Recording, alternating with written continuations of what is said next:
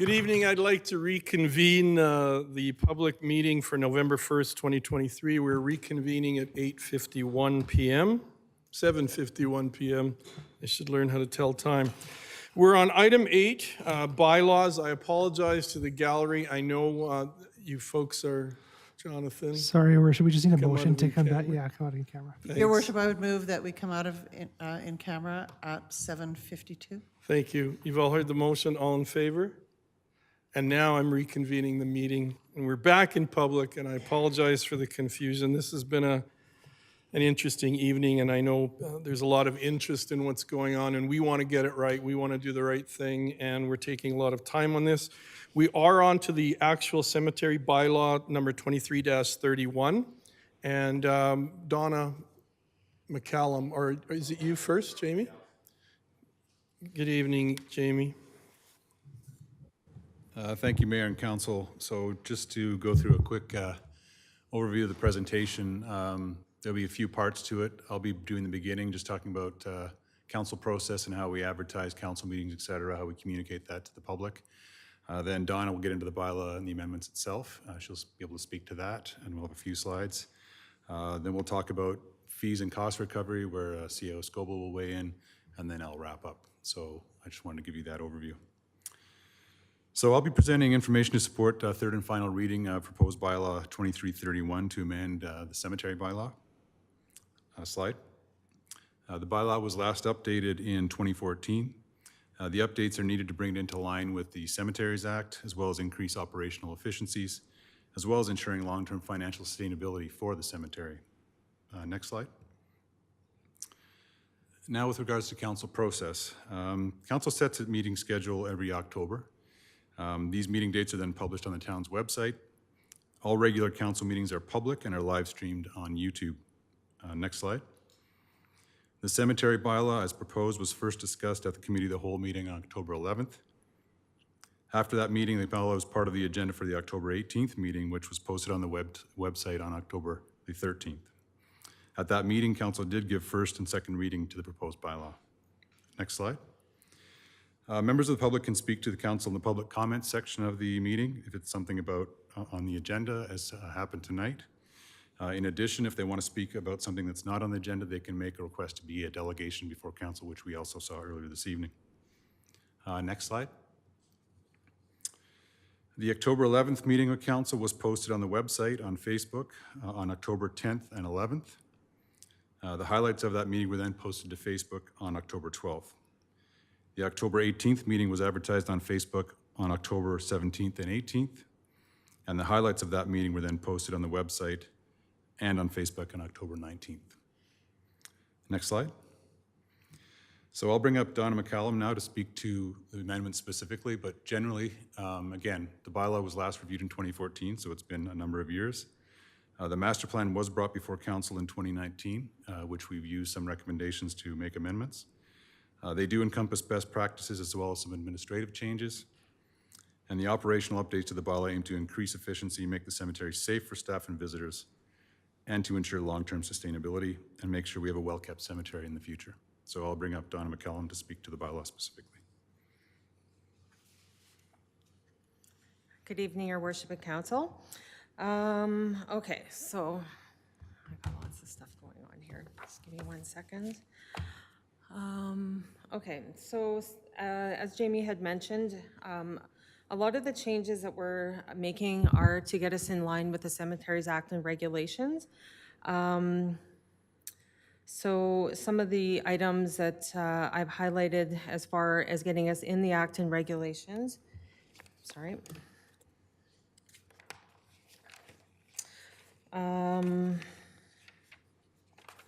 Just get past the definitions here. Some of the highlights, especially around the grave decorations and monuments and care of the monuments.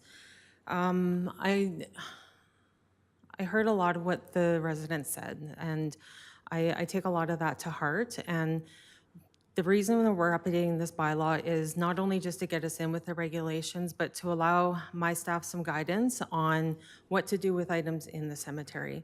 And I'll be honest that there's many times that things are broken and in disrepair that we don't remove because, just for fear of,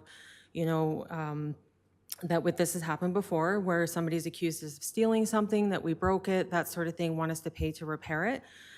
So this gives my staff some guidance on what to do with items in the cemetery that are in disrepair.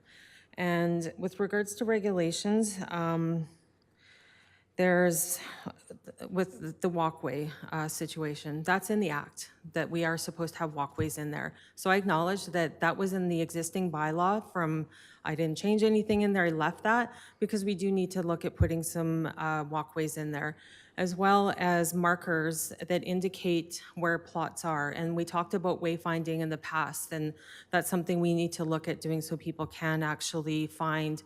I think Brenda Knight had alluded to that she does a lot of visiting to cemeteries, and that there's that wayfinding aspect of it that we need to do. So there's that part. And the road clearing, that's another one I want to update, as that is a priority 3 on our snow clearing route. So, making sure that we get the roads cleared. And again, just looking for clear expectations and processes for us. And then you'll see up here, we have a comparison of other communities compared to our existing bylaw. And I got to pull it up because I cannot see that far with these glasses. So please excuse me for 1 second. As you'll see, that a lot of the City of Calgary, City of Brooks, Town of Cochrane, High River, Olds, Rocky View County, Wheatland County have existing in their already existing bylaws a lot of the things that I'm proposing. And as you'll see, that there's a lot of stuff in here that we don't have defined in our bylaw to give us guidance on items such as permitting, planting, ownership of plots, monument decorations, plot decorations, the selection of plots. That was another big one that came up this evening, was not being able to pre-select a plot. That's very common in most cemetery bylaws that you cannot. Now, does this mean that if somebody does want to be interred next to their loved one, if that space is available, absolutely, they will be able to do that. The town has sold plots together for groups of people as well. So it's not like it's completely restrictive on that end, that the town does actually accommodate. You can go to the next slide. And then as you'll see with the new proposed bylaw, that cuts us in line with the cemetery standards of the rest of the communities. And then the next slide, just to show you some comparisons of like other cemeteries and what they look like. The monument sizes are all very uniform and meet the standards of, as I mentioned, like what is the industry standard. The one thing I had mentioned in the past presentations that I have done is that we actually increased the monument size, and because the way the existing bylaw is worded is people had to custom make monuments. So you can go to the next slide. And Okotoks, and same thing, you'll see just very, not a lot of plot decorations or anything like that. And you can go to the next slide. Sorry, I don't have a clicker. That's City Calgary. And I'd also like to mention that in many of the cemeteries that we're comparing to, that this is not just specific to one cemetery. It's different. There's Catholic, Chinese cemetery. What else was there in denominations? There's a number of them that, I don't know if you can read any of that small print that was up there, but it does include all various cemeteries that they have in their communities. And go to the next slide. And there's Cochrane's. And next slide. And Drumhellers. So as you see, they do allow a little bit of decorations on their plots. Everything's at the headstones though. So it does allow them to be able to do maintenance, clear and free maintenance. I know that for us, the maintenance in the cemetery is difficult from the plot decorations that do exist. As I mentioned, we break things. I also have concerns about them being trip hazards. And, I always think of worst case scenarios that, people with mobility issues, that sort of thing, can't see in the winter time, that they are quite a hip tripping hazard as well. Next slide. And this is going to go back to Jamie.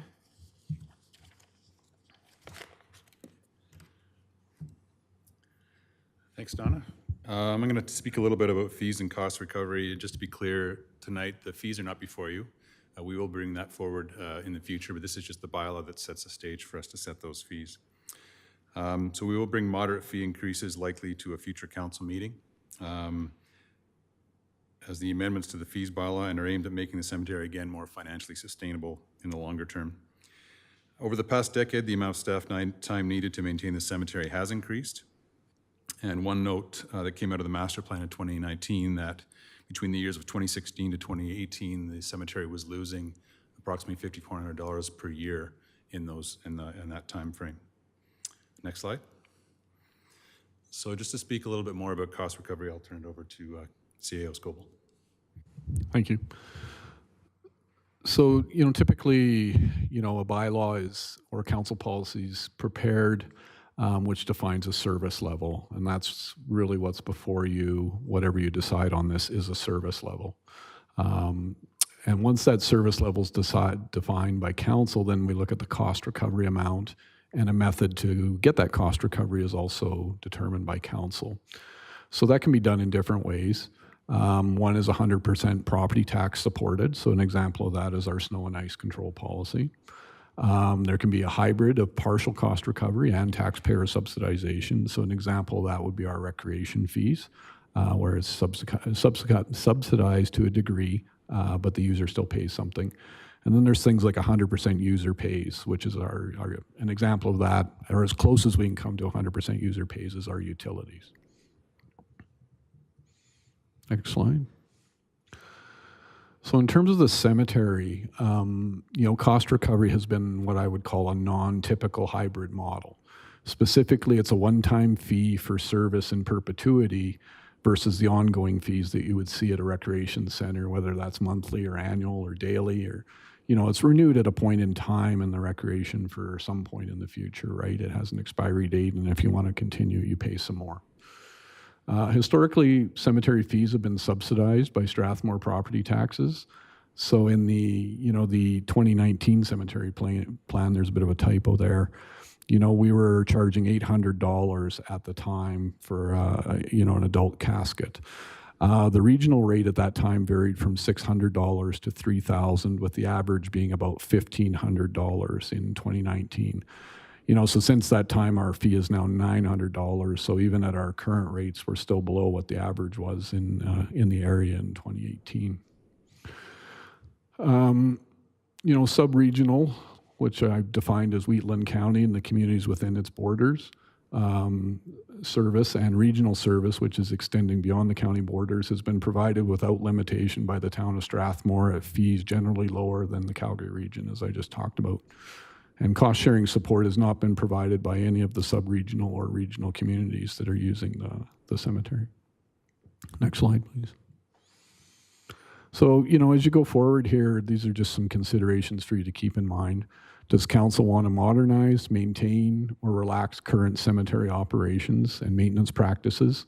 Noting that we always have to maintain regulatory requirements with the Cemetery Act and things like that. So the cemetery bylaw that's proposed for third reading tonight is a modernized bylaw, generally consistent with other communities' bylaws, and it's intended to be prudent, efficient but respectful in cost management and provide consistency for all users. So we have 1,964 spaces utilized, and there's actually only 359 available spaces remaining. There's been some comments made, and we've seen them on social media, but you have to look at a bylaw for the intent, and Father Bouvette actually keyed in on one. So if we look at the operating hours of the landfill, peace officers have discretion. Just like a speeding ticket, they can choose to waive a ticket or give you a ticket or reduce a ticket. In the case of the cemetery, it's meant to keep people out that shouldn't be in there. It's not meant to prevent people that should be in there from going in. So, a peace officer, if they see somebody after hours, that's there at a graveside and doing, they're there for a valid reason, they're not going to bother those people. But if they see a bunch of teens in there, it allows them to remove them from the cemetery under the Trespass Act before they commit any vandalism. So it's actually meant to protect the site, not to restrict the site. So, you know, does operating and maintenance costs increase and time until a new cemetery or expanding the existing cemetery is, excuse me, decrease? You know, if you look at it from a modernizing view to the current maintaining view to relaxing the cemetery practices. And another thing council needs to ask itself is, does it want to continue to subsidize cemetery costs? By how much and for whom? Next slide, please. So just wrapping up here, does council want fee differentiation for Strathmore residents, sub-region residents, and users which are neither? So, you know, plots in Calgary are currently going for $4,000 to $5,000, and we're starting to see those communities coming in and consuming our cemetery space. Does council want to ask sub-regional partners to contribute to costs going forward? And regardless, like I said earlier, regardless of what cost recovery method you choose, plots already purchased and or utilized, while incurring a portion of the cost going forward, do not share in the cost apportionment going forward. It's borne by future plot purchasers and or Strathmore property owners and or other contributing communities, less any capital or operating grants. We will look around, but we're not aware of any grants for this type of stuff. So, all right, with that, I'll turn it back to Jamie.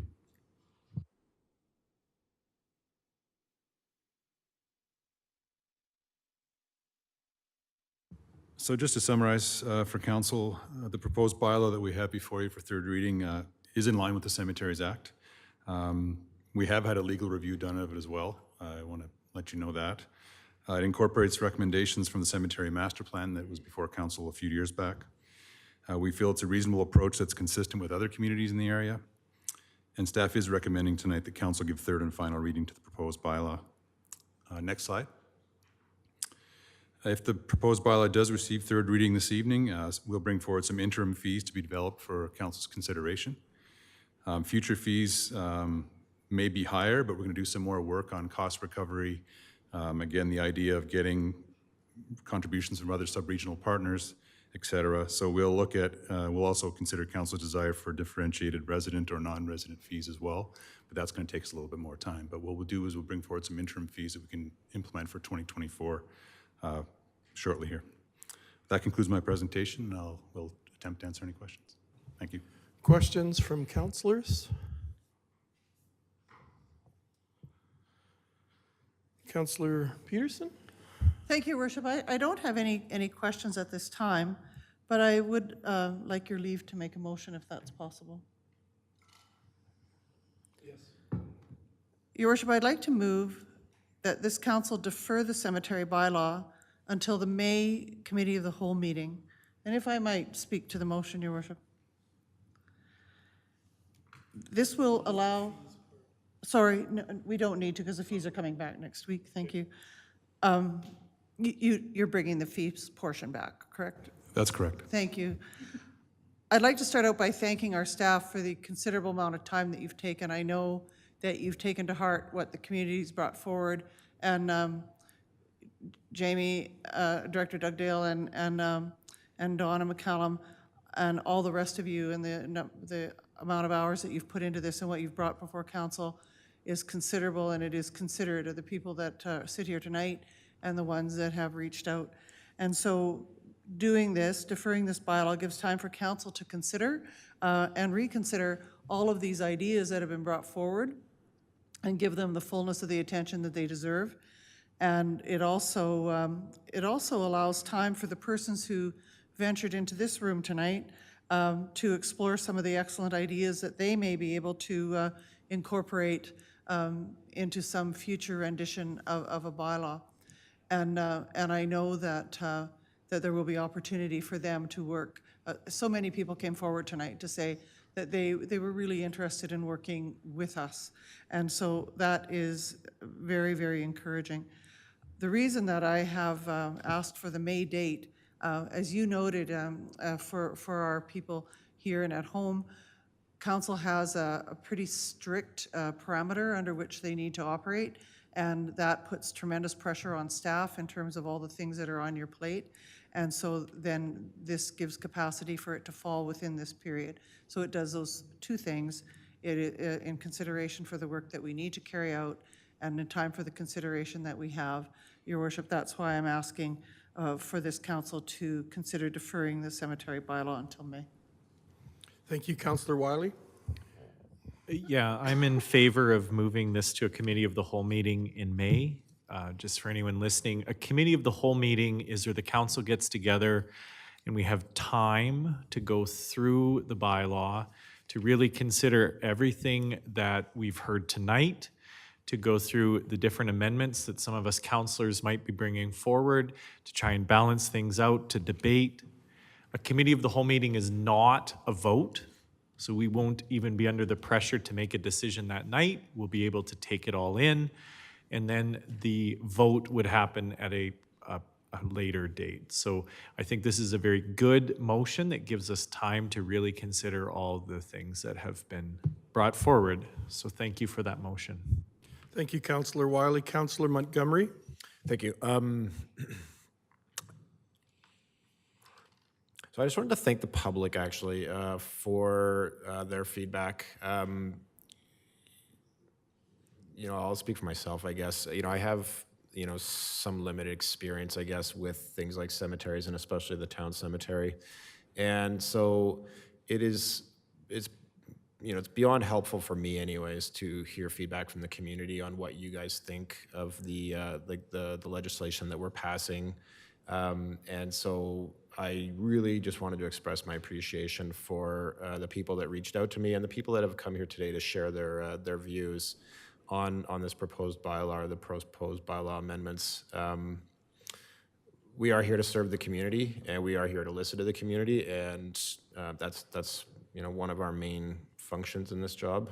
And so I wholeheartedly support moving this to a committee of the whole, where we can discuss this more fully. And I would like to invite members of the public actually to continue to send in feedback on not even just the bylaw necessarily, but one thing that I learned actually just from getting feedback from people, it wasn't so much about the bylaw, but it was just learning about how people use our cemetery currently. And that to me was very kind of enlightening actually, just beyond I understand people have concerns about how the bylaw might be worded, but just learning more about how people use our cemetery and what they do there and the times they do that, that was very helpful for me to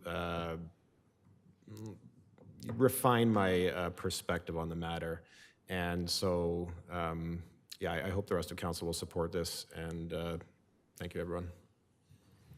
Thank you, Councillor Montgomery. My comments would be that I take this job very seriously, and the seven of us are the face of the community, and people know us in the town and in the county, and I want to make sure we do the right thing because I do have to face you in the co-op or home hardware, and so we want to get this right. And not that I want to advertise for those companies, but I guess I just did.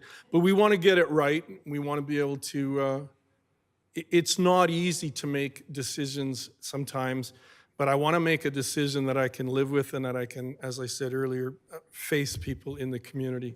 So I'm in favor of this. I know staff worked really hard, and I know CAO Scoble and his staff and Kayla and everyone. But we have to get this right, and so I'm in favor of taking a little more time too, and we'll come up with something that will be really good, really beneficial, and something that we can stand behind. So I'm in favor of this motion. Any other comments? And I'll call the question. All in favor? And that motion is carried.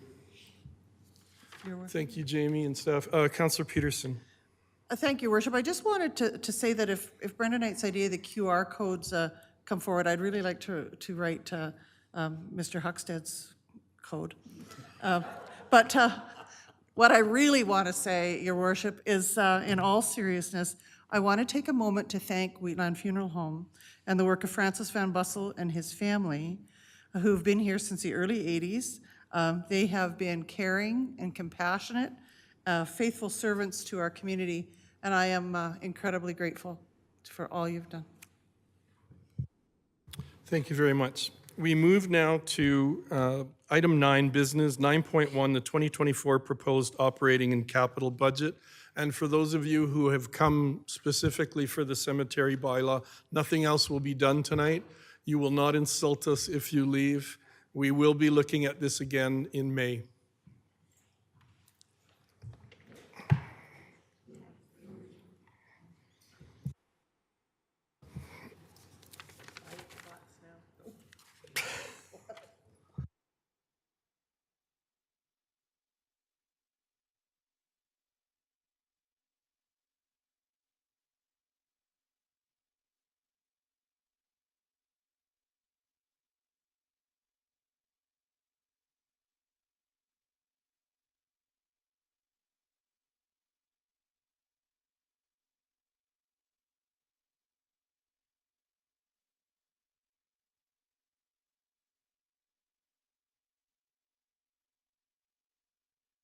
Okay, on the budget, who is speaking first? I'll open it up. I think we have a PowerPoint we're just waiting for here.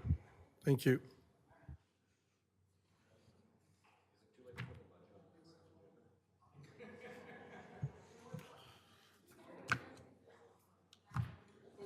And just before we do the budget discussion, as far as our procedure in moving forward, this is basically the initial step, the introduction to what's coming at us in month of November. Is a very busy month for November in budgeting, and this information tonight, if you have questions on the process or the timeline as we look into the next couple of months, if you could limit your questions to process and timeline, that will help us a great deal, because as I said, this is the first taste of it, the first intro as far as Budget 2024.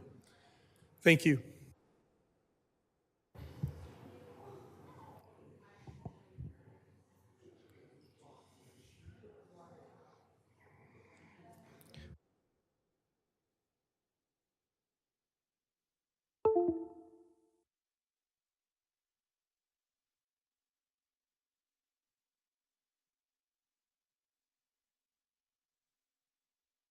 Tom, you'll be speaking first, correct? Or will Kara? No, I'm kicking it off. Mayor. Sorry, thanks, Kevin.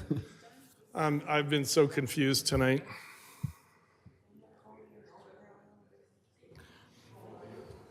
I'm sorry. Point of privilege, Your Worship, if I could. I'm just wondering if we could please get the back doors just even partially shut, just for so that we can all hear what's going on in the chambers. Thank you.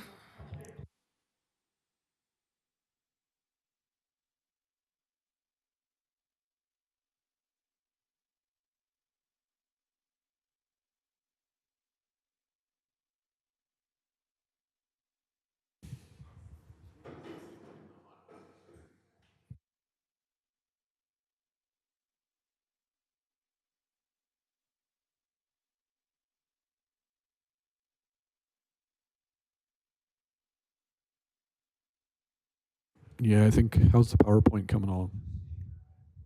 Okay.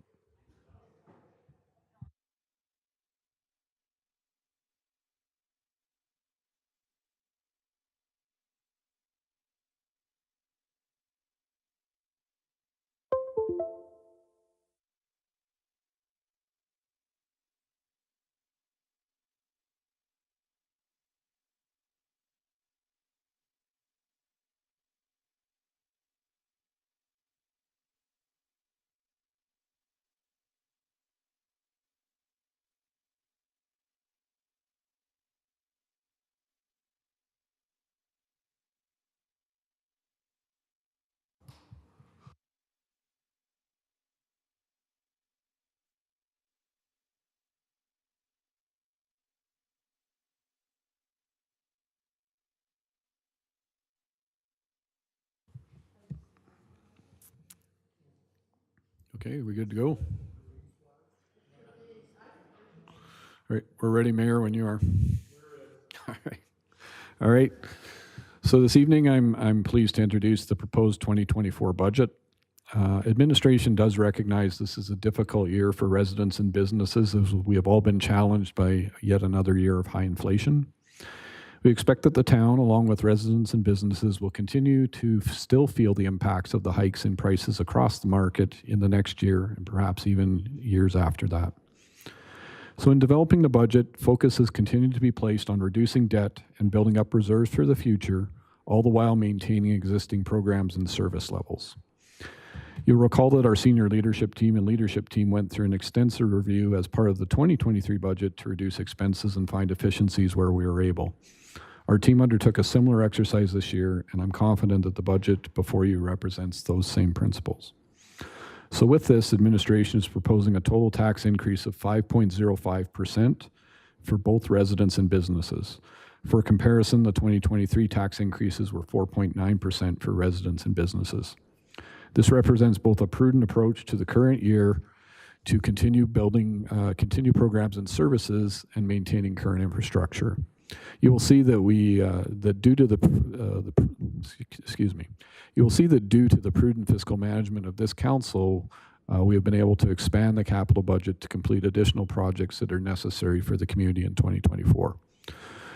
I'm proud of the work that the administration has put into the proposed budget. They didn't need to be told what had to be done. They knew, and they've all been put very long hours into this budget before you for consideration. So I would like to acknowledge their commitment and thank them for it. Next slide, please. So the proposed budget was built around council's strategic plan and opportunities to redeploy funds into these priority areas where they have been available. From a financial perspective, we continue to be focused on maintaining existing service levels, reducing debt, building up reserves, and supporting the strategic plan. So with that, I'll turn it over to Tom here to get into some of the numbers. Good evening, Mayor and Council, and thank you, Kevin. So we'll start off, maybe next slide, Veronica. Next slide after that is we'll kind of go through some highlights of kind of what some of the key items were in developing the budget. And as Kevin indicated, staff put in a lot of hours this year. I think we have a better handle on the budget than maybe this organization has ever had by really detailing and documenting almost every expense area that we have. So that way you can manage it, track it, report on it in the future, and really have a good understanding of where the town's dollars and revenues come from. On the first slide, as Kevin indicated, we have presented a budget that is at a total tax increase of 5.05. In that number that's in front of you up there, it's 5%, but based on the final numbers that when we rolled up the budget, it came up to 5.05. So that equates to a revenue increase in the tax revenue amount of $988,000. So almost $16 million in tax revenue that the town takes in. And as you can see up above, that 5% tax increase is broken down between two different components primarily. One being education tax.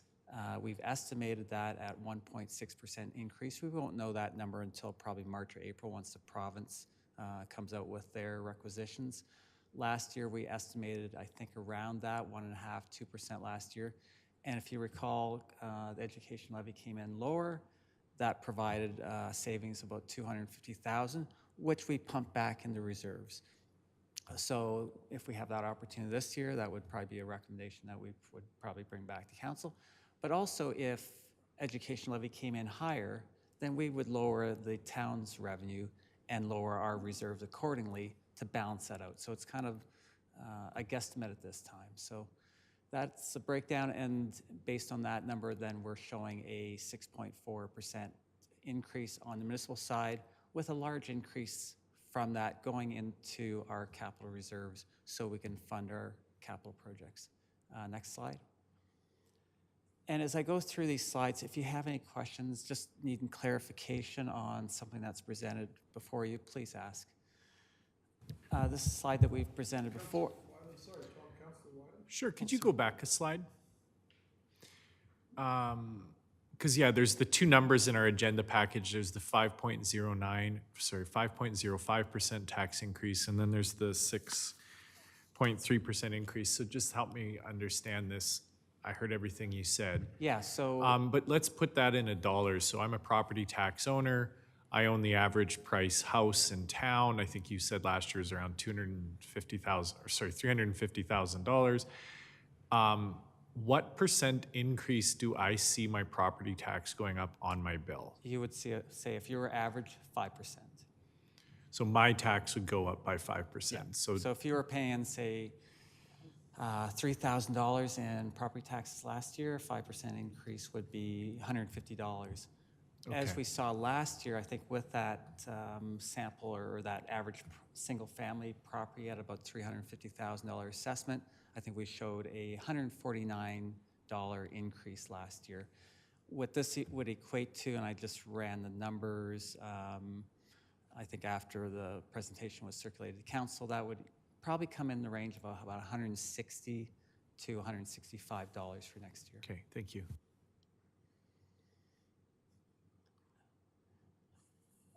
An area that we've kind of talked a little bit before about, and I know is something that Kevin has talked a lot with council about on increasing our allocation between our residential taxes and commercial taxes, trying to create commercial and industrial growth in town.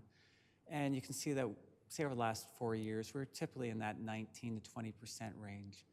We've shifted that a little bit this year to about 20.5. So we've kind of got over that 20% of our taxes coming from commercial, industrial, that non-residential component, and a little bit under 80% coming from residential. And the primary change is due to the solar farm. That was about a $35 million increase assessment. So that kind of brought in that shift that we're able to bring in tax dollars from that sector that helps support the services that we provide residents and businesses in the community. So just, I thought that was a neat little thing. So as you can see that we're typically that, if we can go to the next slide, Veronica. And this is, say, from last year where we're a bit under that 20% on the non-residential. You can see where the average for the 107 towns in Alberta typically is about 70-30 and around that range. But it varies because you have some towns that have a lot more commercial, industrial, and that, and they're probably 40 or 50% just because that's the nature of the beast. You have a lot of communities around the Calgary area that probably are similar to us, that 80-20 kind of component. But I just kind of wanted to show you that some communities have a lot higher percentage. So if you can achieve that or strive to bring in growth in the industrial and commercial area, it really helps with your tax base and providing services. Next slide. One thing that kind of also shifts that percentage of how many dollars comes from taxpayers versus the business side is our tax ratio. So last year in High River, or sorry, Strathmore, my Freudian slip, is that we had a our industrial and commercial tax rate was 28% higher, so 1.28 was our ratio. So our tax rate for commercial industrial was 28% higher on the commercial rate. So you can see over the last number of years, we're typically in around that range. We kind of fluctuate that a little bit, so that way last year we saw an equal 5% or 4.7% tax increase from all sectors. So we had to shift that ratio. You can see for average municipalities in Alberta, or for the 107 towns, they're typically higher than that. So again, you can use that for strategies on maybe having it lower to attract business, or you can have it higher to collect more revenue and less dependent on residential taxes. So those are just, again, numbers to take a look at and consider for future discussions, strategies that you might want to have. So next slide.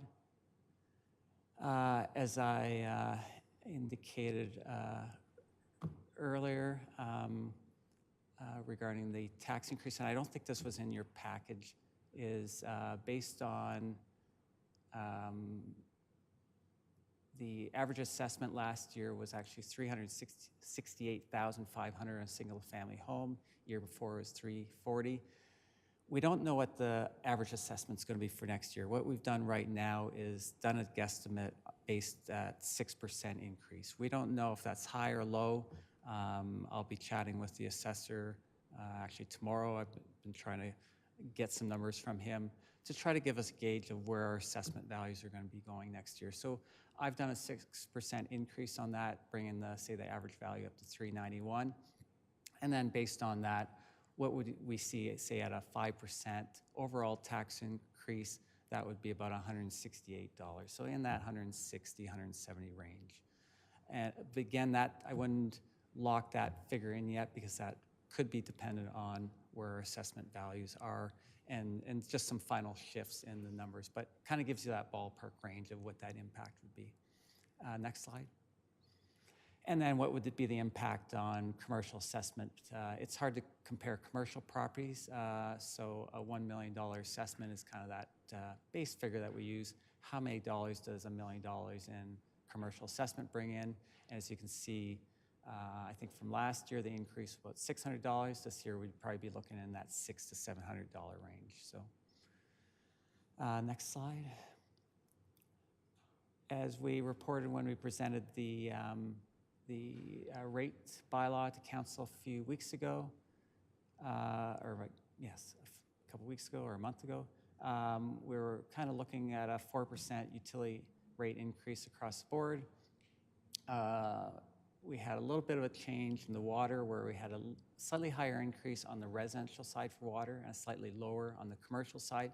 That was primarily to get our rates equal on both sides. To the $295, they were a bit different before at $280 and $285. So just generally showing that we're a 4% increase on most of the utility rates, except for solid waste. We have a new contract that's been negotiated. So basically what we've done is we only have a less than a 1% increase on our solid waste. And that's just because we want to generate enough revenue to cover the cost of providing that service. We don't want to generate more. It's basically cost recovery and ensuring that we're putting some funds away for bin replacement in the community over a 10-year cycle. Bins typically last in that 10, 12-year range, so we know that we're going to have replacement and broken bins down the road. So having a smaller increase provides the service, keeps the rate lower, but we're generating the revenue that we need to cover the costs. Next slide. And one other component on the utility rate, utility infrastructure levy is, or on the rates, is we have 4 levies or 4 flat fees that are added to everybody's utility bills. And you can see in 2023, the stormwater was $395, the water was $130, the wastewater was $135, and the solid waste was $135. Ethan and infrastructure really looked at those numbers and said, well, no, a huge component of our costs are on the water and wastewater side. That's where our big costs are. So we took that same $795, we said, hey, let's do a $1 increase, or actually came up to $1.01 increase, which is a 13% increase on that levy. But we also recognize that we need to put more money into infrastructure, particularly for those core services in our utility system. So he also looked at, hey, where are the primary costs connected with that? So he broke it down, lowering the stormwater to 93 cents, the wastewater, or the water increasing it to 360, increasing the wastewater to 443, and then getting rid of the solid waste altogether. Like I just said, we're generating enough through the fees themselves on the utility bills to cover the solid waste collection, so we don't need that. So we've done some reallocation there. As you can see, That generated about $500,000 last year in reserves that we put into those reserves for future replacement, which funds our capital projects. That generates about another $90,000 for next year that we can put back into reserves and replace our infrastructure. So really designating that for that purpose. So again, some of the revenue factors that are coming into play in the budget. Next slide. Leanna, do you want me to lead this, or do you want to? I'm going to go from here. What's that? I'm going to start from here. Okay, great. This is a new thing, sitting down and talking to you guys. So we'll see how this works for me. So I want to say thanks again for listening. I'm going to go very on the high level of where our changes are within our operating budget. So the first change that we see is within our franchise fees. So from 2024, we actually see a 2% decrease. We're going from $3.1 million down to $3 million. And this is based from the information that we've received from Fortis and ATCO Gas, where they had estimated our franchise fees to be higher. So now we've done a correction to look forward into the 2024 budget. And then the 2025 to 2027, we will see an increase of 3% per year. Within our recreation revenue, we see an overall 4% increase in 2024, and in 2025 to 2027, we'll see a 3% increase. One of the things that we've done within our recreation revenue is we've consistently with our rates is we've ensured that our senior and our youth rates are at 75% of our adult rates, and our child rates are at 50% of our child rates are at 50% of our adult rates. Next slide, please. Going with our utility revenue, like Tom had just mentioned, we see a 4% increase overall in our utility revenue. That has the 1% or $1 per month increase on the utility infrastructure levy. We see a total utility revenue of a 5.1% increase from $11.8 million to $12.6 million for 2024. And one of the big increases that we did see within our water rates is our bulk water sales. We went from $63,000 to $150,000. That sounds like little dollars, but it's important that we identify this correctly. Our next change in revenue is we actually... Anna, we may have a couple of questions. Okay. Councillor Mitzner, then Councillor Langmate. Can you explain to me what bulk water sales is? Is that water we've purchased or is that water we've sold? Water that we're selling. And who do we sell it to? So that's basically tanked water, right? So if a place doesn't have piped water and they have a tank, that's who you sell the water to. So it's typically to industry, it's residential developments that have tanks, that sort of thing. So Leanne, maybe you can talk about why we're seeing that increase. I'm actually going to pass that question back to Tom. Yeah, so like Kevin said, we have a location that people can come buy water, typically with tanks and that, supplying country residential or farm properties or construction. I think the revenue was just under budgeted for many years. And the other thing is we have seen a couple large regular customers that maybe we didn't see a couple years ago. So we have seen an uptake in purchases of water, I think from suppliers to rural residents and probably to construction sites. I guess the challenge with that is, say if they decide or they don't decide to get their water elsewhere, yeah, we could see that we could see a reduction down the road, but based on what we've seen for the trends for the last couple of years, we're typically averaging about $150,000, and that's kind of what our forecast is for this year. So, if you see a big construction project in the region, like if there's a big section of the highway that's being worked on, you'll quite often see a construction camp set up. And so that camp that's for their wash trailers, for their toilets and their showers and their cooking and all that. So it does go up and down a little bit, but when you see an uptick in construction, you tend to see an uptick in bulk water sales.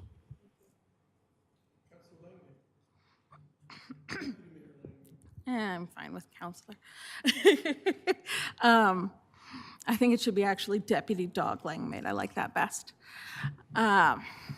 So it's not necessarily that, sorry, I just want to clarify on the bulk water again. It's not necessarily, the change that we're seeing this year is not necessarily that we've sold much more water than usual. It's that we've fully accounted for what we generally sell. Is that what I Probably a understood? bit of both. I don't, I can't speak for in the past, the analysis. I know from looking, say, from 2 years ago, the revenue was probably under $100,000. I don't know if that was from COVID. I didn't go back, say, to pre-COVID 2019 to see, like Kevin said, was that due to construction projects maybe slowing down and contractors coming and buying less water?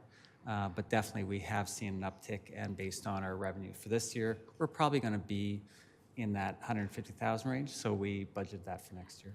Perfect. And thank you. And do we charge the same rate for bulk water that we would for water in homes?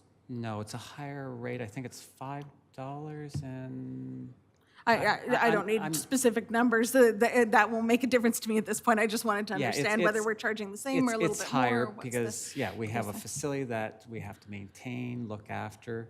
Okay. And because it's not typically, or it's not always in-town residents, so we do charge a higher rate. And it is the potable water, the same stuff that comes out of my tap at home. Okay. Thank you very much. Councillor Wiley?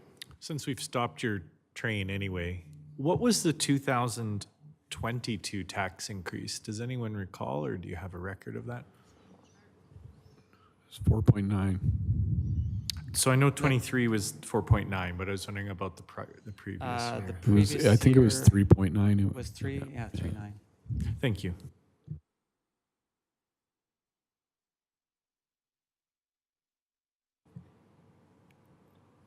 I'm good to continue?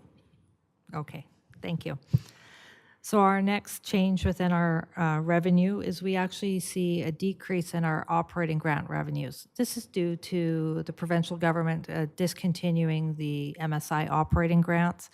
We actually currently don't even know how the local government fiscal framework is going to be distributed throughout the province. We're going on our best guess based on the information that we've received, but we haven't seen anything definitive yet, and we have not seen anything that is showing any operating grant at this point. So we have removed the $102,000 out of the 2023, or out in the 2024 budget from 2023. Where actually in 2023, we actually received $204,000. So that was a nice surprise. Next slide, please. Our next change in our expenses, we see it's actually an increase of 3.5% in our salary, wages, and benefits. So that went from 13.9 million for 2024, and last year it was 13.5. What we also do have within this operating budget is we do have applied a 4% cost of living increase. We've also implemented the compensation review adjustments that have gone. We see some staff that have seen a 99-cent increase per hour, and we've seen that some that are close to $3 an hour. So that's gone based on our markets. Our Human Resources Department has done a significant amount of work with Hillcrest on doing a review on that, and senior leadership and the leadership team have reviewed that. And when we were talking with you guys in the fall last year, or I guess it is still fall right now, one of the things that you had said to us is we weren't ready to prepare to do a cost of living increase partially through the year in 2023, that we would bring it back in 2024 and implement it there. So our next change within our operating budget is we actually see a decrease in our training and professional development. We went from 270,000, and due to the amount of staff that have been utilizing or not utilizing our training, we've actually reduced the budget into a point where we're not saying our staff aren't valuable, but we're not using the training, so why are we overtaxing our residents? So we're being fiscally responsible and saying, we'll come back to you when we're actually using all of our training and professional development dollars. One that's related to that is our conference and meeting expenses. We see a slight increase, went from 82,000 corporately to $99,000 for 2024. Next slide, please. I'd just maybe like to chip in there, Leanne. I think one reason why we've seen maybe training going down too is online courses. I mean, I've just been taking online courses and they're a lot cheaper and you don't have travel, you don't have accommodation. So again, that helps save some dollars. So I think that's adds to the savings.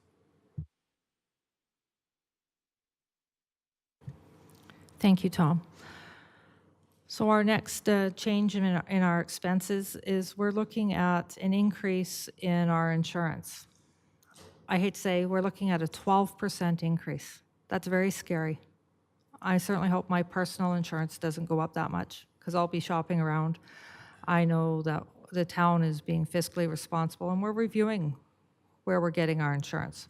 But we are anticipating of going from $385,000 a year to $431,000. We can't operate without insurance. That would be ludicrous. We wouldn't want to be doing something like that. That's a huge risk to us. One of the big increases there was related to cyber insurance. That was about $30,000, but given the nature of what we live in with cyber attacks and everything else, that's a cost, or that was something that we didn't have to experience before, but it's crucial for businesses and for municipalities and that to have that cyber insurance to protect the whatever malware or whatever ransomware that we might see come down the road. So that's a big hit of that. Councillor Montgomery?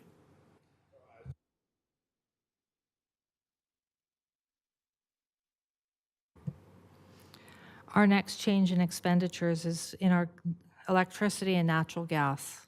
We have been phenomenal on securing and locking in rates through our hedging contracts.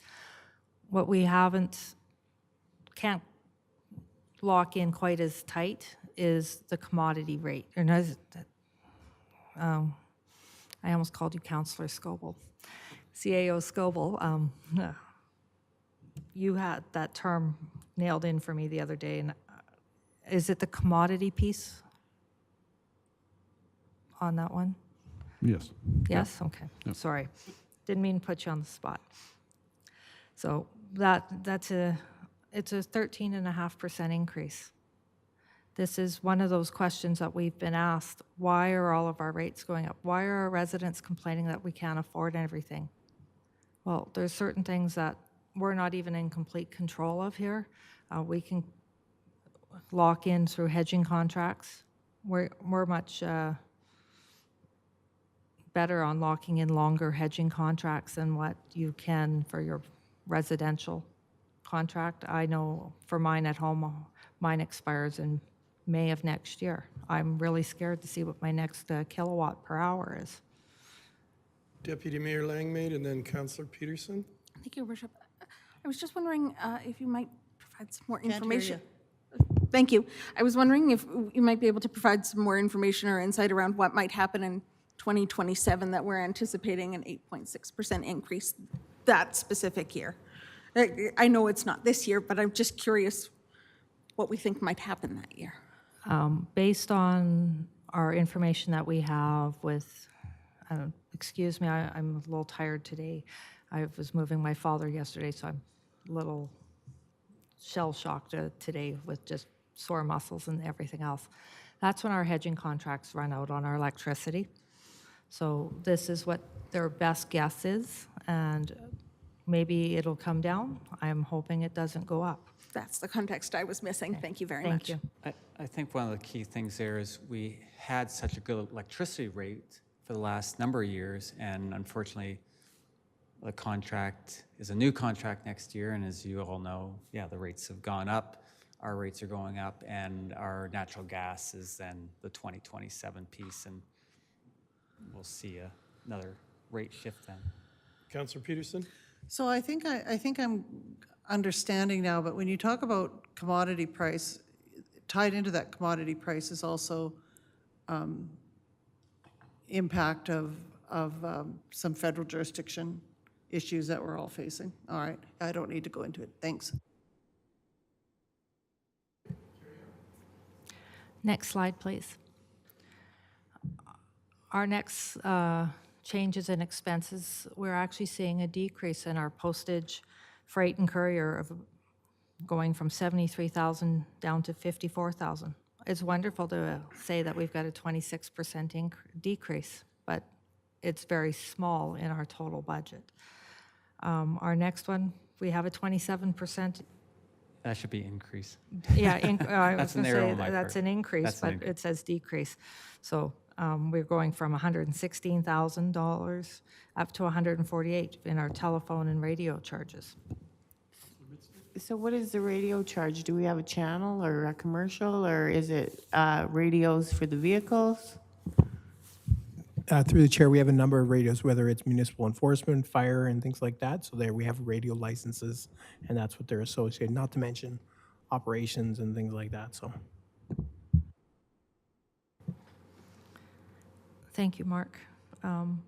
The next thing that we're seeing is a pretty big increases in legal fees. We seem to be using a lot more legal and being fiscally responsible. We're actually budgeting for it, so we're not dealing with coming back to council and saying, you know what, we're going to have a deficit. We'd like a budget amendment to pull from our fiscal stabilization reserve for $100,000 to be able to go and get some legal advice on this event. Or we have been using a lot more legal just to ensure that we are protected for the community. Next.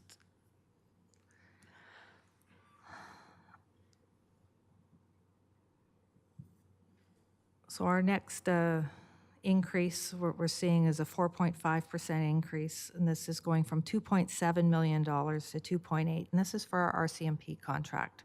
And this is going to 15.5 members.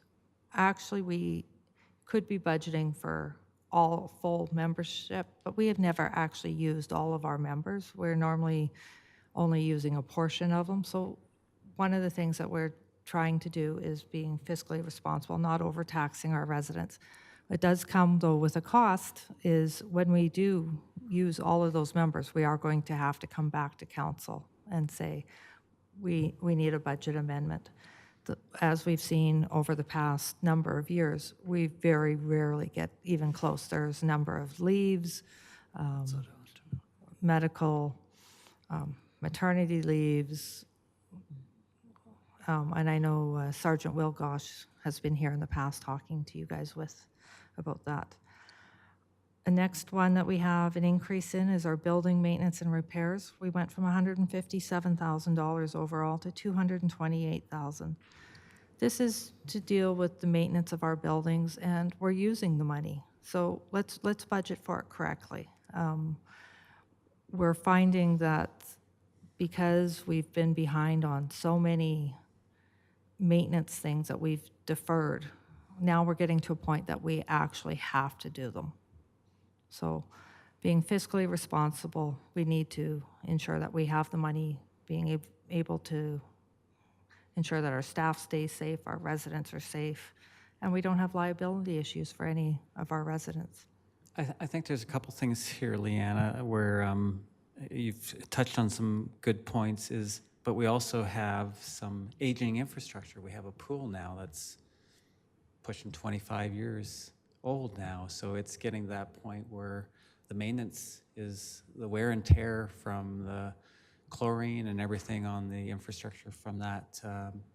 It's going to get more and more expensive each year, and the family center being an older facility, and like Leanna said, I think the last few years because of COVID and other things, there's been delayed maintenance. So we're going to probably see this number probably increasing in some areas. And I think there was also some coding corrections that we probably identified in the budget as we went through and tried to really identify, are we capturing all the expenses that we're really incurring and putting that in the budget so council is budgeting accordingly. So there's a number of components that probably why we see the 31% increase. So.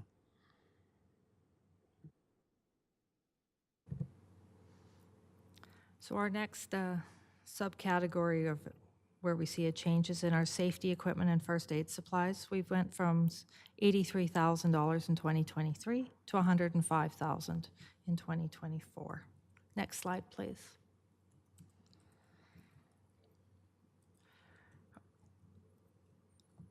Cost of gas is costing us more. So we went from $105,000 in 2023 to $145,000. I wish I could see in my crystal ball that we're going to go back to that 86 cents a liter, but it's not happening anytime soon. Another part of that is look at our carbon tax on our fuel. So these are things that are completely out of our control. What's in our control is we don't turn that vehicle on, but we're still turning vehicles on. We're starting that equipment. Councillor Montgomery? Thank you. I feel like this is probably a silly question, but so the town probably doesn't get any rebates for the carbon tax from the federal government? Not at this point. Okay, so, yeah. I'm just wondering, like, whether the Parliamentary Budget Office, captures the increased costs that are downloaded onto, people through things like this. Like, they talk about how, there's kind of like a net positive return to people, but I don't think they're probably accounting for increased costs that we have to pass along to people.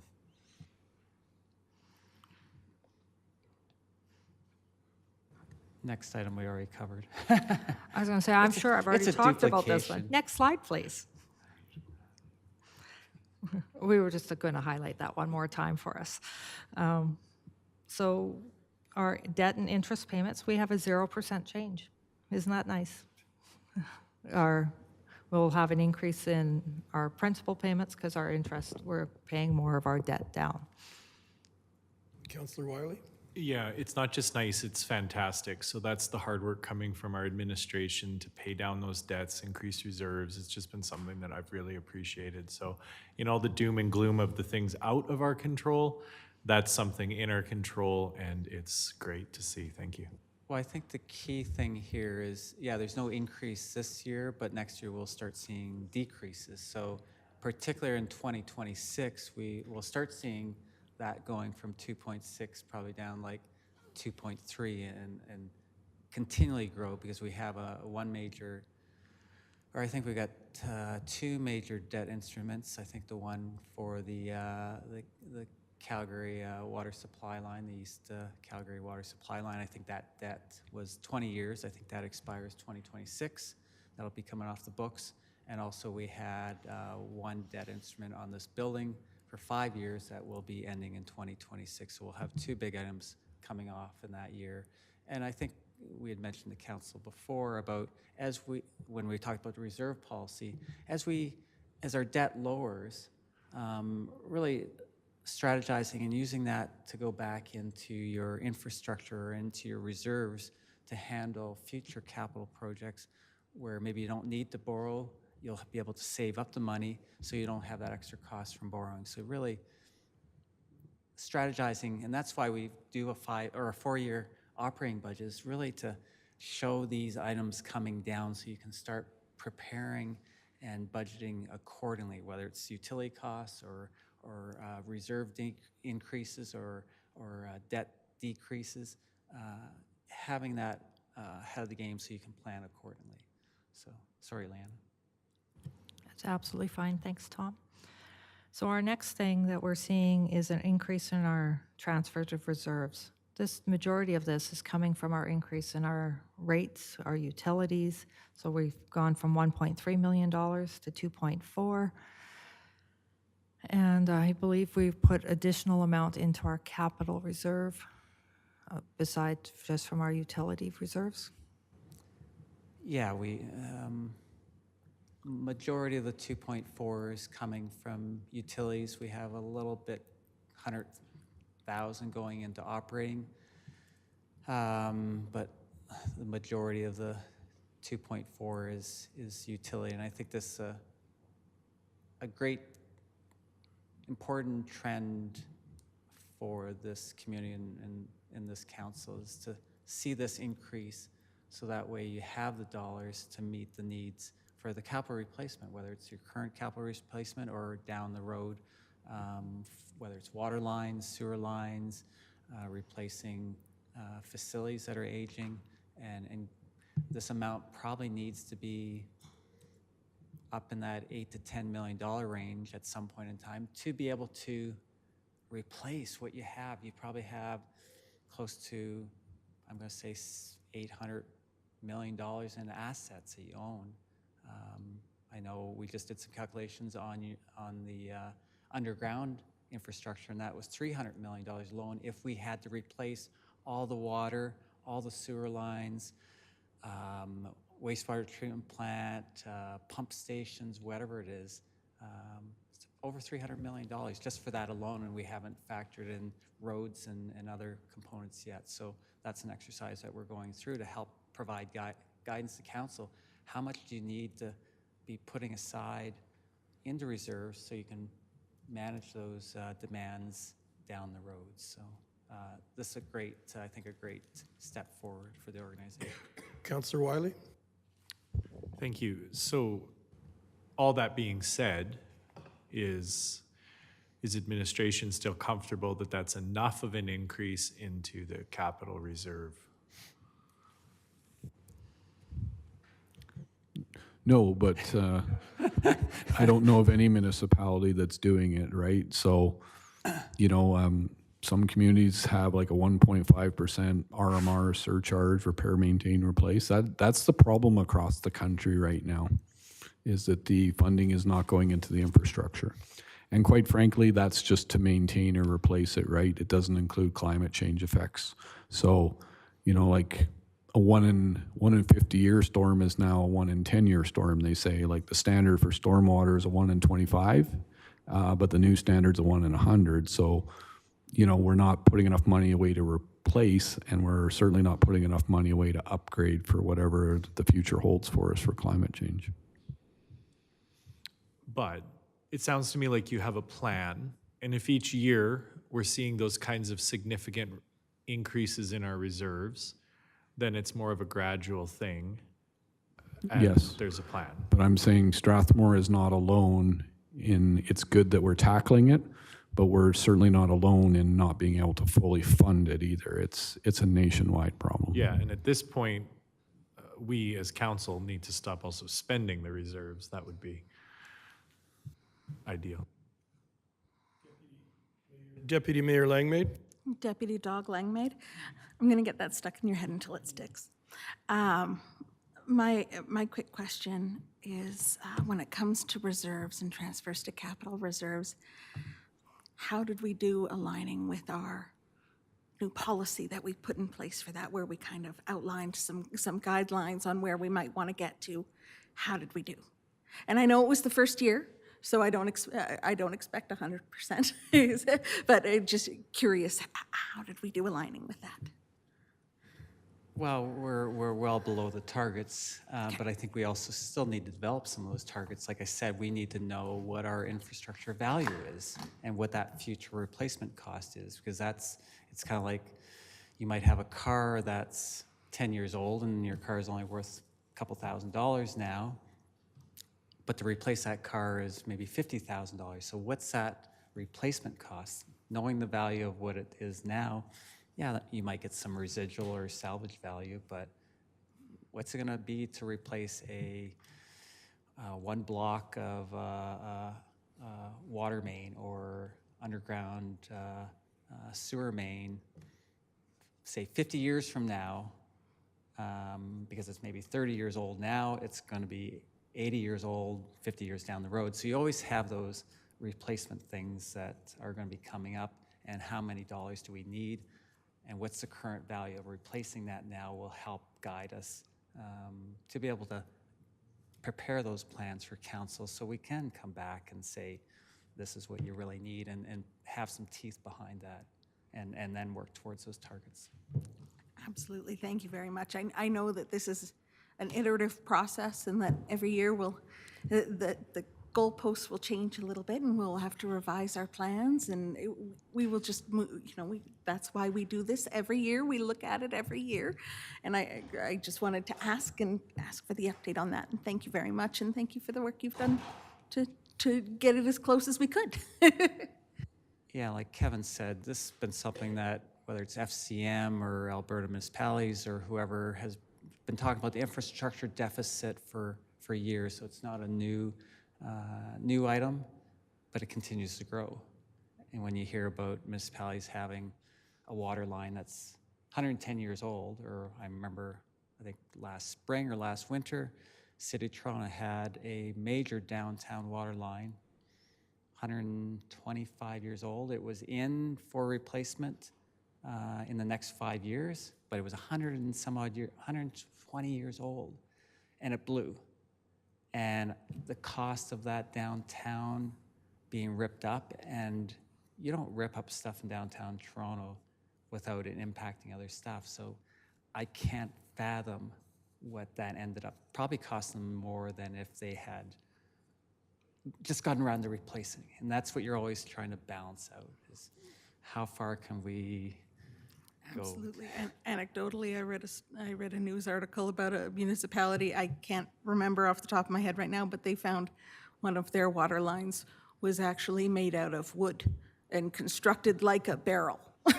And it was, about 100 years old, and it had operated until they dug it up and realized, oh, we didn't know that this was literally almost like a barrel in the ground. Now, I'm not saying we have those in Strathmore. I don't believe we do, but it speaks to what you were saying about an infrastructure deficit being problematic across the country, and that it's not just Strathmore that's struggling, but it certainly is our struggle to take on. Thank you. Next slide, please, Veronica.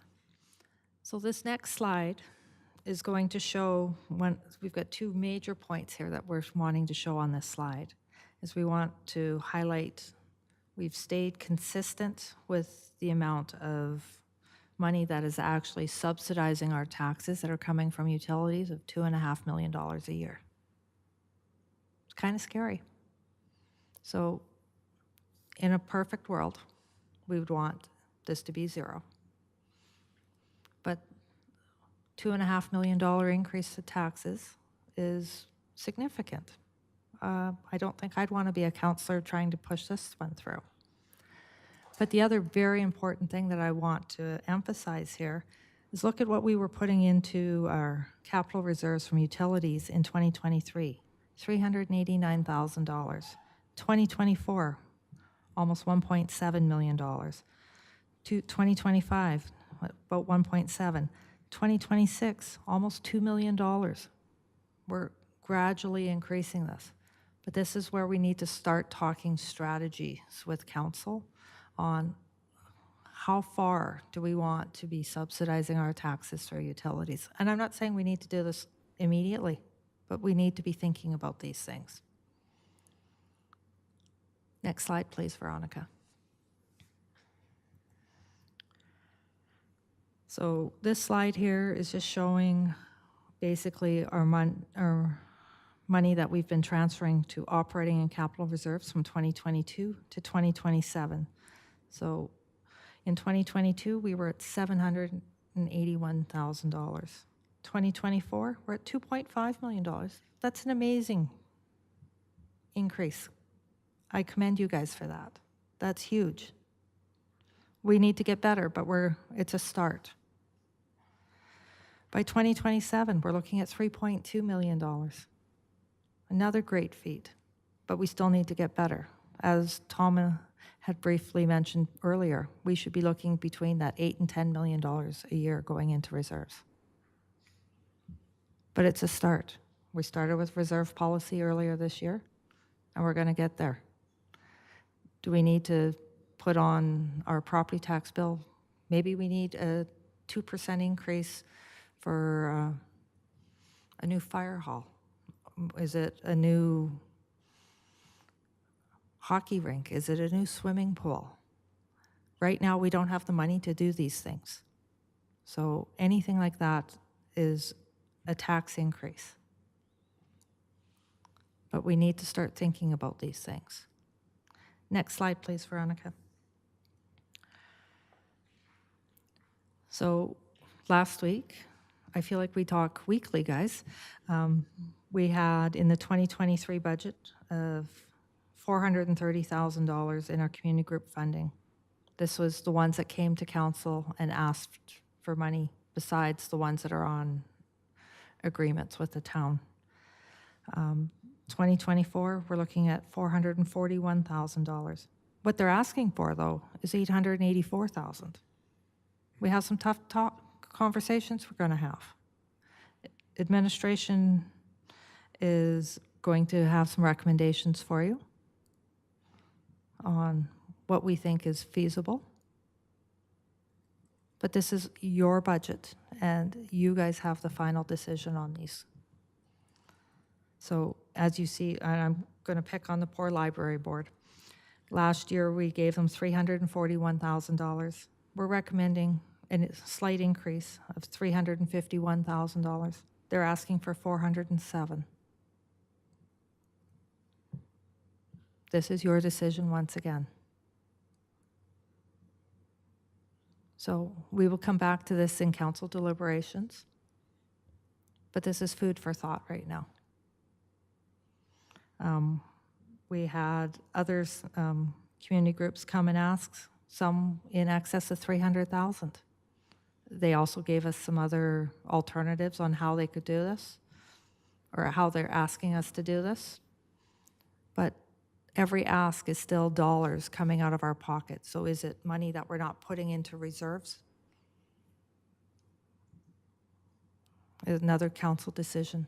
Administration, I'm sure, will be bringing back potentially other policies to look at. But once again, this is food for thought. And I will ensure that after this council meeting tonight, that you guys get a copy of this presentation as well. Now I'm going to pass it over to Kevin. Thank you. So we're going to go a bit by the divisions now here, just a breakdown of the proposed budget. Next slide, please.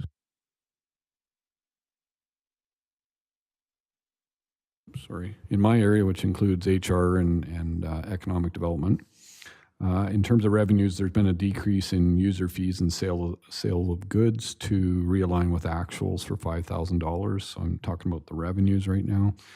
Government grants were decreased by $16,000 to align with actuals. And there was a decrease in transfer from reserves as the exploring amenity opportunities with Golden Hills School District this year. That was a one-time expenditure. There was also a reduction in transfers from reserves for the WCB rebate to support the Joint Work Health and Safety Committee to align with the funds remaining in that. In terms of expenses, there's an overall increase in salaries, wages, and benefits to align with the compensation review that Leanna was talking about earlier, along with a COLA increase.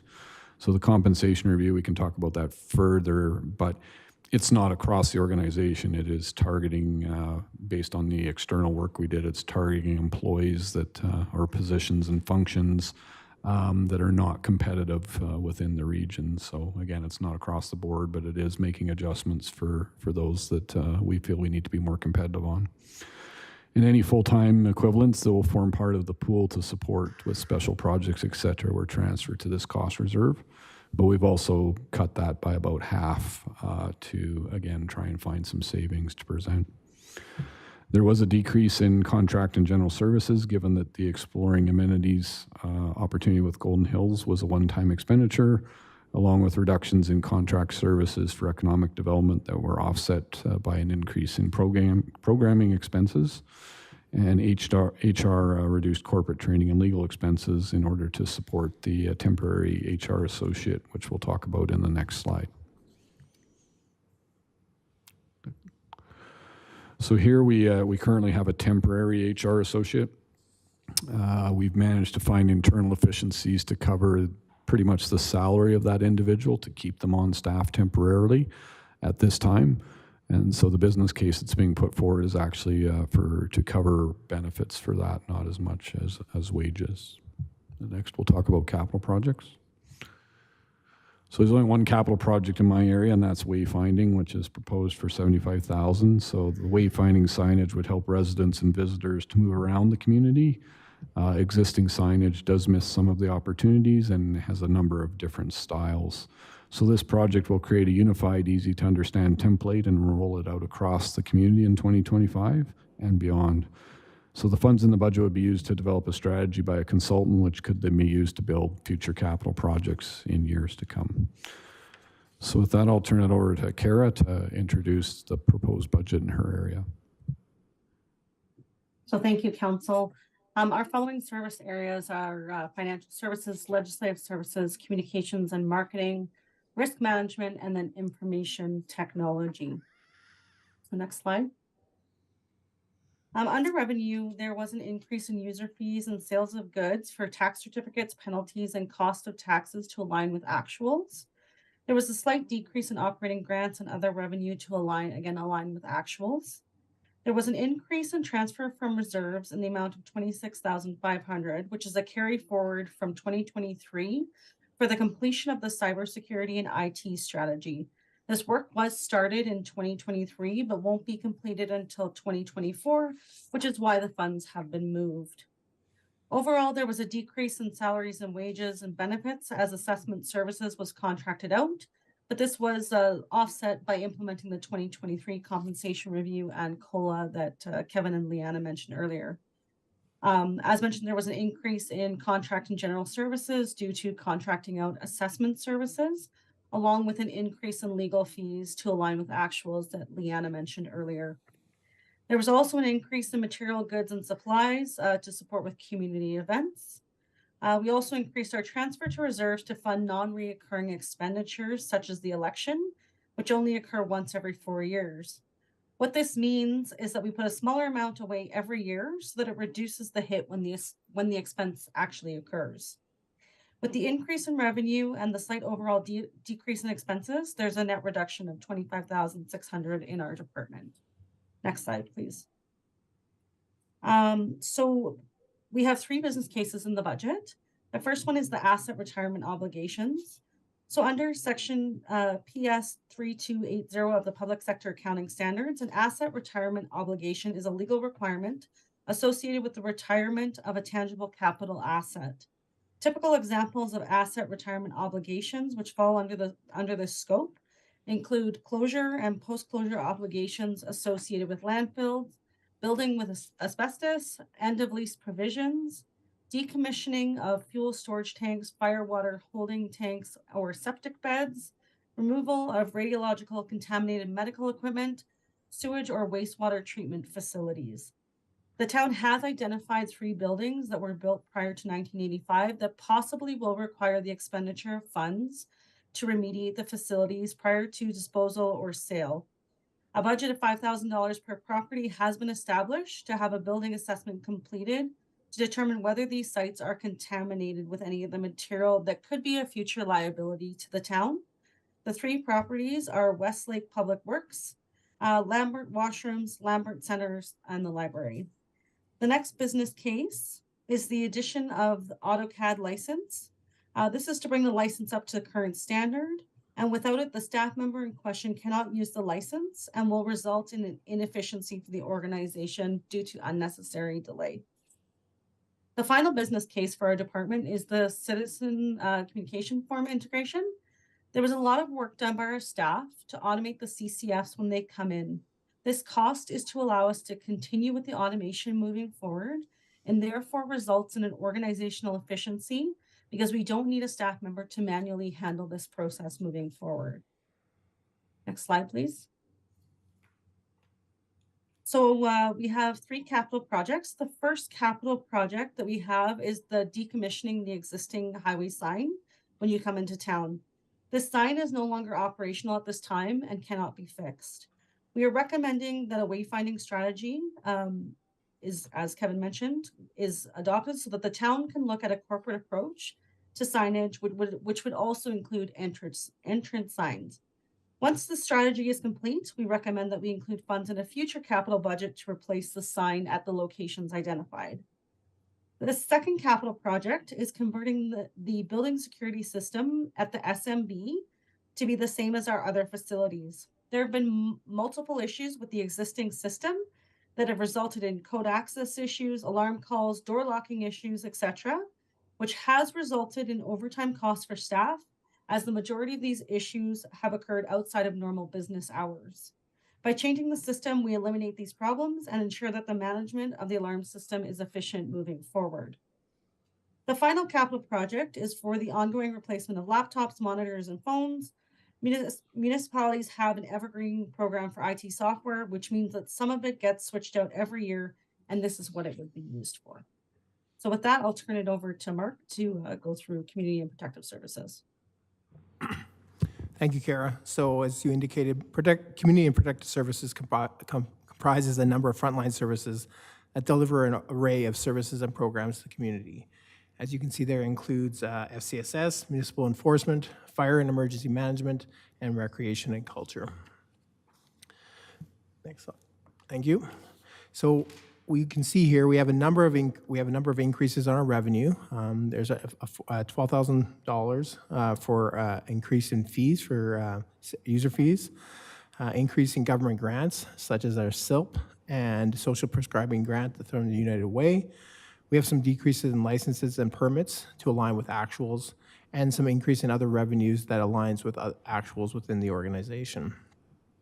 Expenses are associated with increased salaries and wages as per the compensation review previously mentioned, increasing contracted services from the RCMP in terms of policing costs, some increase in materials and goods and services that relate to programs and services to match the new grants that have been achieved.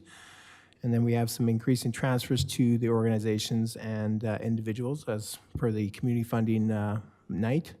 And lastly, we have some decreases in debt due to the COVID short-term debentures. Thank you. In terms of our business cases, next slide, please. We have a number of business cases that relate either to fire and or policing. The biggest one you'll see here are our policing costs. This is some, as Tom said, putting some funding to I guess, deal with our projected population increase and the funding model that changes for the RCMP. What this would do is, obviously it's a big number, but this is putting away money every year so that when the next census happens and the changeover happens, we've budgeted already for that. So small taxes now versus big taxes later. Likewise, the second budget case there you see is our cost of living increase for the RCMP. The retro pay that we've previously paid versus their when they renegotiate their contracts. Again, we're trying to plan ahead, and so that when that retro pay happens, that we have the money set aside instead of hoping from reserves or something like that. In terms of the fire department, we have a small increase for contracted services that, cost of businesses are going up for various things. We have their expired PPE or turnout gear. They have 5 per year that they're looking to replace and update. And then the AFRAX radio system. This is a provincial-wide radio system that would allow the fire department to access the same communication channels and networks, radio networks that the RCMP and the fire department utilize. So instead of having their own system, which is a cost, they would be onto the same system as the fire department, et cetera. Councillor Montgomery? So my question was just for CIS Global. I was just wondering, when you were doing your presentation there, it mentioned something about revenues, and I was just wondering, what revenues would you would see, I guess. Well, again, it's pretty limited. It was, again, we've downgraded the grant projections that come through the area. There was, what are the other ones I had there? Let me flip back here. So there's, I guess, government grants were reduced 16,000, but it's kind of a flow through my area. So like when there's typically a revenue comes in, there's an expense for it. So we took money out of reserves when council approved the amenities opportunity exploration with Golden Hills. So there's I guess the injection of the cash, but then it's taken out on the expense side. So, like my revenue this year was 50,300, and next year we've downgraded it to 6,000, right? But again, that's mostly just, it's more of a flow through transfer from reserves, and then the expense is realized. So I see. Thank you. Mark, if I could ask you a question. These radios, like we've been buying these things for like a handful of years now, right? Yes, through the chair, we've had a number of small radios that are done through our existing license that are only available now for the fire department. So this system would now enable us to utilize an existing license that we had set aside for us. This is almost the last year that we could hold it. It's not so much the radios. It's the radios themselves as a hard, but it's also accessing the network. Okay. Yeah, I've always been mortified at the cost of these things, so thank you.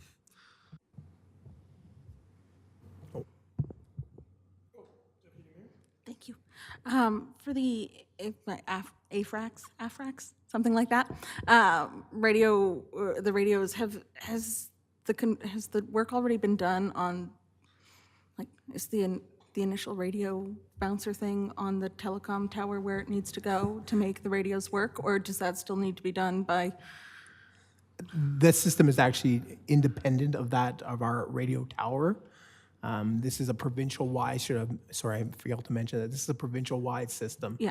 And so that work is done by the province to build the infrastructure across the province. And that upgrade's already been done in this Correct. area? Okay, Yeah. thank you. I used to work on those projects on telecom towers, so I was just wondering if it was done here or whether we were still waiting on whoever's being co-located on. Thank you. Veronica, if I get the next slide, please. So we have a couple of business cases associated with the Recreation Department. We have some safety initiatives such as new spine boards and equipment that expires at the Aquatic Center. Some facility upgrades, as Tom mentioned, that facility was built in 2001, so talk about aging infrastructure. We have some customer enhancements, things to help entice people more to the pool. And then we have a gas monitoring sensor at the curling club. Again, it's all that RMR that CEO Scobel spoke about. Next slide, please. Back to aging infrastructure. And so the first one I'm here for a capital project relates to the fire department. This is a battery-powered fan. Their existing one is gas-powered that they use to ventilate negative pressure to suck out the air. So irony is, yes, they're using a gas-powered currently fan to suck out. So we're moving to a battery-powered. Some thermal imaging cameras kind of speak for themselves. SCBA bottle replacement and hose and nozzle replacement. Those things expire every 5 and 10 years. And then obviously the AFRAX radio conversion system as well as a capital project. And next slide here. Then we speak directly to the aging infrastructure. So our curling rink roof is the next one on our list. That project, that section there's 2 different sections to it. One is at year 30, and that was in 2019 when the building assessment was done. We have some ice plant compressor overhauls at the arena. We have a couple elements of the Family Center roof, phase 2, which is that's kind of didn't get addressed in phase 1. Some chemical repairs to the pool, fall protection, lane ropes, pool pumps, and new flooring over at the sports center. So the new flooring over at the sports center, is that cost shared with Golden Hills, i.e. County of Wheatland, and that's our portion, the 96,000? Through the chair, no, this is our portion of the gym floor, I should say. Right now, we have a cost sharing agreement that expires with the county at the end of this year, so this cost is included in that. That's part of the ongoing conversations with the county about capital enhancements to our recreation facilities and things like that. Just as a reference, Golden Hills had to replace their floor within the first year due to some construction-related matters. So our floor hasn't held up as better than theirs, but it's unfortunately, it's still at the point of repairs. And that's the end of mine. If there's no other questions, I'll turn it over to Jamie. Thanks, Mark. So for infrastructure operations development services, of course, this division comprises infrastructure, which constructs most of the roads, pipes, everything, and operations group maintains all those things. Planning and development, permits, buildings, development permits, et cetera, also manages future growth as well. Now we're working on intermunicipal initiatives as well. And finally, we also have asset management within our umbrella as well. So budget highlights. Most of the increases are due to inflation, increased input costs, which we did hear from finance earlier. We're not putting forward any staffing changes, so we expect service levels will remain the same. There is some slight increases in contractual agreements that are tied to the consumer price index increase. Next slide. On the capital side, most projects are related to critical maintenance and upgrades of roads, pedestrian networks, the wastewater treatment plant, as well as the reservoir. That's a big one. We have some fleet replacements due to aging units, some as old as, I believe, 20 years old. Next slide. Overall, we do have an increase in revenue, which is mainly due to the utilities increase that was spoke to earlier. Our expenses have also gone up, mainly, again, because of costs increases for CPIs, inflation, et cetera. Next slide. The only operating business case we have is an increase. I'll call it more of a correction. We never had a line item for gravel specifically, and we do have some gravel roads and, of course, alleys in our jurisdiction that we need to maintain, and some of them are getting in quite rough shape, no pun intended. But we do need some fresh gravel on those to make sure we can do proper dust control as well as maintain drainage in alleys. We have had some situations where residents put their own gravel down in an alley, and that doesn't help with drainage. Next slide. So a lot of these are related to, again, replacements, maintaining buildings. The mechanic shop building, we talked about aging infrastructure. It might be one of the oldest in the municipality, I believe 1958. It's an old building. So we want to make sure the building continues to be safe for mainly our staff and continues to be supporting the operations moving forward. LED upgrades, that's not just for the town building. I believe that's for all the facilities. So again, significant number, but should result in some operating costs, operating savings. GPS units for our fleet equipment. So this is a new item to ensure that we can track things like snow plows, et cetera, salting trucks, where they're at. We didn't have that before, so we want to make sure that's working. Haul trailer replacement. We have two smaller trailers that have limited ability, replacing them with a bigger one that'll do more for us, again, increase efficiency. We have a truck replacement there. Icebreaker loader attachment, that's a new item. Probably important given some of the climate change things we are seeing, as Councillor CAO Scoble mentioned. Last year is a good example. We hope it doesn't happen every year, but we're getting a lot more ice buildup just because of the type of winters we're getting. By getting that icebreaker, we save our other grader blades from being beat up with the ice. Big one, John Deere new road grader. Again, I think the grader we have now is pushing 20 years old. It's a critical piece of equipment for us, especially in the winter, obviously. The calcium tank is a new item, and that's for actually dust control. Up until this point, we actually had contractors supported dust control. This will allow us to do ourselves, and so that should save some operating as well. Sand salt storage facility is a new item. Again, to better able to keep more product on hand as we need it. We don't have to go get more often. It should save some processes as well. Asset management plan, so that's the road asset management plan. That's just maintaining and improving our roads, all of the road network. It's an annual program, as is the sidewalk repairs and improvements. And finally, the engineering for $105,000. That's for engineering for future projects that come in the future. So it's doing design work for those future projects. Councillor Montgomery. Thank you. So it's probably about like 5 years ago or so. We were shown a presentation where like they showed us that like, I guess with regards to the GPS, do some of our units have GPS? Because we were shown a presentation where they showed us like, you know, some of the units and where they were going and like all that kind of, it was pretty neat actually, like how much was tracked actually. Yeah, we did have some GPS units, but I believe we had to upgrade some software and then add some additional units, I believe, so that's where that cost is coming from. Next slide. So, utilities, this is a big one, water reservoir upgrades. Obviously, clean drinking water, critical for the community.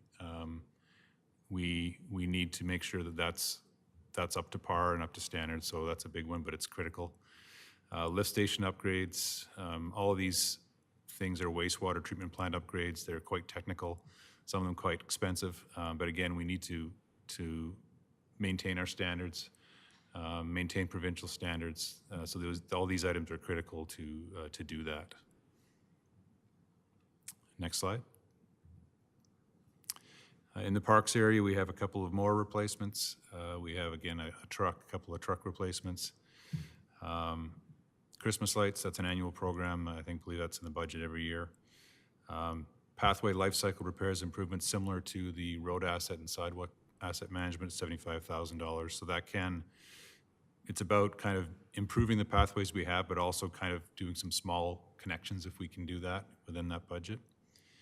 And finally, park site furniture replacement improvements. And again, that's just replacing aging benches or adding new ones in appropriate places. Councillor Mitzner. Are you aware of the WID program where you can purchase their 1-year-old Dodge Rams at the end of their season? You may want to call WID because there's a waiting list for their trucks, but I think they're open to dealing with the town of Strathmore. Okay. Yeah, thank you. I'll speak with them and with finance on that, if we can save Thank some you. money. Any other questions on that slide? Thank you. In terms of, I think you called it the mechanic shop, the mechanical shop or whatnot. I saw that it's slated for about $250,000 worth of improvements. How much life is there in that building and in that property? Not just in terms of, is it old and aging? We know it's old and aging, but in terms of growth and projected growth within the town, is that a building that's going to serve us in the long term? Through the chair, we've been looking at adding another operations facility for a couple of years. We'll probably look at that in conjunction with some other facilities, but I think we do need a new facility soon.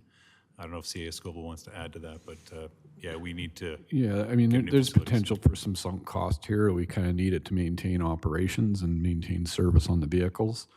But we do need a new facility, but where, right? And, I would suggest that it's better to bolt it on to a new fire hall or something like that, like get some efficiency, but, we're not building a fire hall next year or the year after either, right? So this is a bit of a, I guess, maintenance of business is what I call it, and there is the risk of some sunk cost to it, but, unless we make a bigger capital outlay sooner somewhere else that we haven't decided yet, then, yeah. Understood. Thank you very much.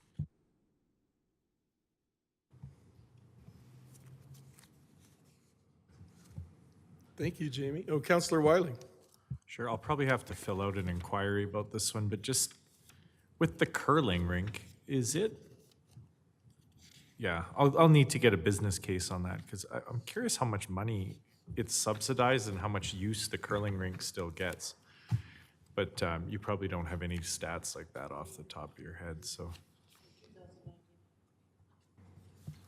Through the chair, I can only speak to a part of it. There was a building assessment that was completed in 2019 that kind of gave us the idea of the age of the roof and it's when it's set for replacement. In terms of the utilization, that was it's technically an independent club that leases the space from us. So we'd have to speak with them in terms of their number of usage. Anecdotally, I've spoken to some curlers and they say they've seen an increase the last little bit. But again, I'm not the expert in terms of their utilization. So do they rent it so that it's cost neutral for us, obviously minus the repairs, but us running, we don't actually run curling. We just simply have a building that they lease. It doesn't cost us any more than maintaining the building?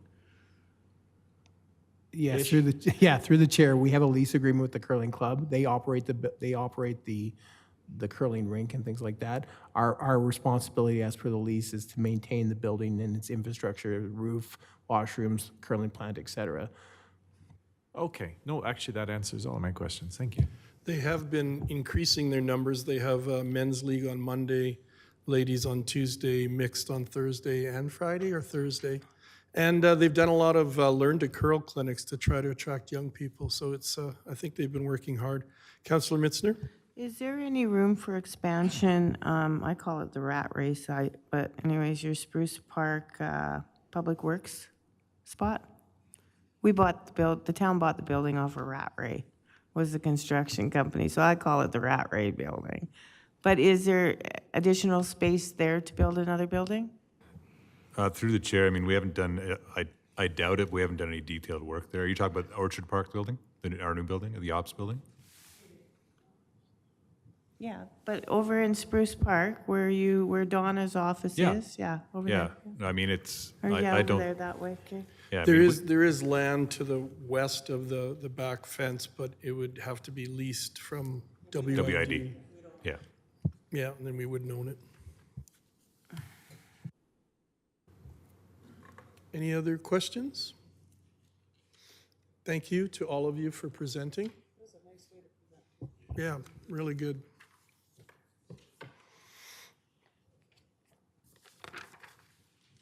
So CAO Scoble, can we carry on then? Yep, certainly. Thank you. We move now to item 10, councillor information inquiries. 10.1, questions between councillors and/or council statements. Seeing Councillor Wiley, Councillor Mitzner. I saw surveyors yesterday and the day before at the parcel behind your office. Yeah, I saw that myself. I'm not sure what's going on there. I was going to try and find out. We move now to 10.2.1, the WHMB minutes. Councillor Wiley. Sure, I was trying to read through the minutes. I can't say I quite understood them, but I got toward the end on page 203.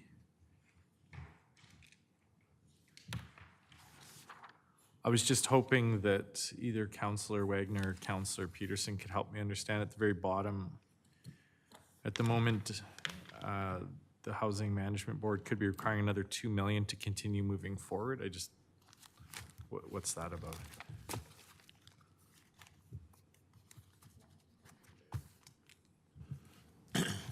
So this is just part of the bid process for the new build. And the $2 million moving forward, I believe, is already in the budget, and it's just there. It's just, it was just an ask that it be moved so that it could be presented to the building committee and that they would take that to their partners to carry on with the getting it up to a Class D. Anyways, I forget whatever budget it is to present to the government for funding approval. So this is from Alberta, not from the municipalities?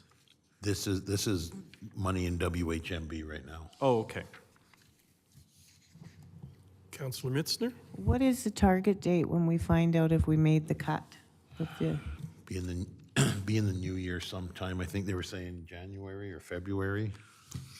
They're hoping mid-January, but not expecting it in mid-January. We just turned it in on October the 16th, so. We move now to 10.3, question and answer period. Moving on, 10.4, Jonathan, any admin inquiries? No. No notices of motion. And I believe the correspondence was already taken care of. So all we need now is a motion to go in camera. Your worship, I'd move that we go in camera at 9. Sorry, point of order, I'm so sorry. Just given the time that we're at, should we be making a motion to extend prior to moving into a closed meeting? Under advisement. I can be done in 15 minutes. I guess it depends what council wants to do. Your worship, I move we go in camera at 9:45. Thank you. You've all heard the motion. All in favor? And we're going in camera at 9:45, and if